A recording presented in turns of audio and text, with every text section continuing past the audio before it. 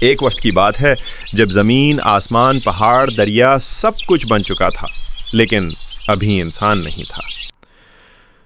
اللہ تعالیٰ نے فرشتوں سے فرمایا، میں زمین پر ایک نیا مخلوق بنانے والا ہوں جو میرا نائب ہوگا۔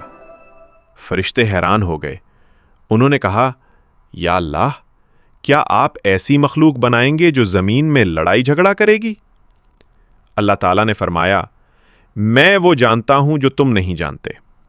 اللہ تعالیٰ نے مٹی سے حضرت آدم علیہ السلام کو بنایا۔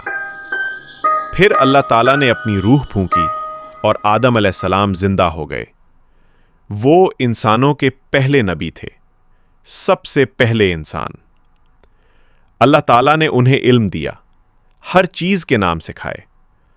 فرشتے حیران رہ گئے کہ آدم علیہ السلام کو اللہ نے کتنا علم دیا ہے۔ پھر اللہ تعالیٰ نے حکم دیا، فرشتوں، آدم کو سجدہ کرو۔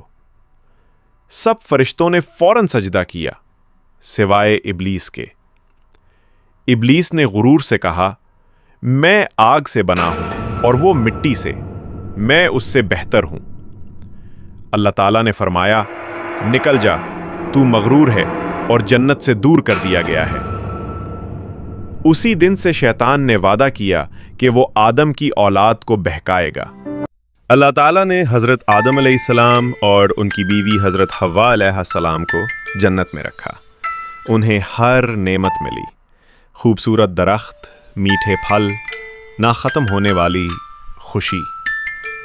اللہ تعالیٰ نے فرمایا، تم اس باغ کے ہر درخت سے کھا سکتے ہو، مگر اس ایک درخت کے قریب نہ جانا۔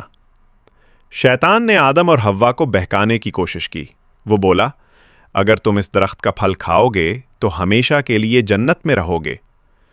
پھر شیطان نے انہیں دھوکہ دے دیا، انہوں نے پھل کھا لیا، اور اسی وقت انہیں اپنی غلطی کا احساس ہوا۔ اللہ تعالیٰ نے انہیں جنت سے زمین پر بھیج دیا، لیکن حضرت آدم علیہ السلام نے اللہ سے معافی مانگی۔ انہوں نے دعا کی، اے ہمارے رب، ہم نے اپنے اوپر ظلم کیا، اگر تو ہمیں معاف نہ کرے تو ہم نقصان اٹھانے والوں میں سے ہوں گے۔ اللہ تعالیٰ نے ان کی توبہ قبول کی، اور یوں زمین پر انسانوں کی زندگی کا آغاز ہوا۔ میرے پیارے بچوں، اللہ تعالیٰ نے ہمیں حضرت آدم علیہ السلام کی اولاد بنایا۔